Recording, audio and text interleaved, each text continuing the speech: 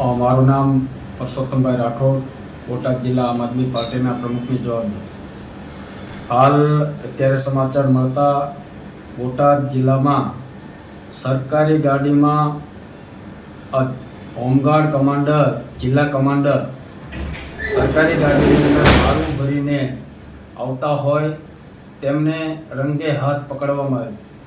એક તો પહેલાં નવા એસપી સાહેબ આવ્યા છે ત્યારે એમને ખૂબ ખૂબ અભિનંદન કે આવા જે દારૂ અને જુગારના દૂષણો ચાલતા હોય તેમાં કાર્યવાહી કરવા બદલ ખૂબ ખૂબ આભાર.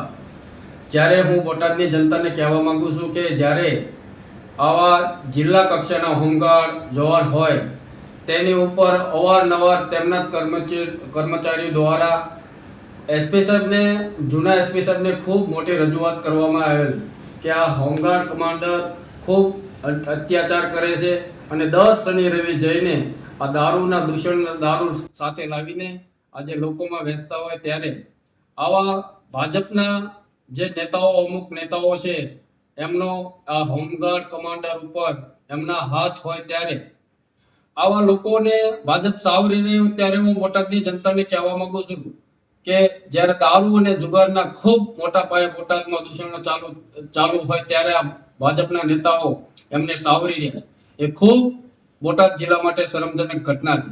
આવા દૂષણો હટાવવા માટે હું વિનંતી કરું છું કે નવા એસપી સાહેબ આવ્યો છે એમની પાસે ખૂબ આશા અને અપેક્ષા છે કે આવા જે દારૂ અને જુગાર અને ડ્રગ્સના હડ્ડાઓ ચાલતા હોય એ તાત્કાલિક બંધ કરવામાં આવે એવી બોટાદ જિલ્લા આમ આદમી પાર્ટી વતી હું માંગણી કરું છું.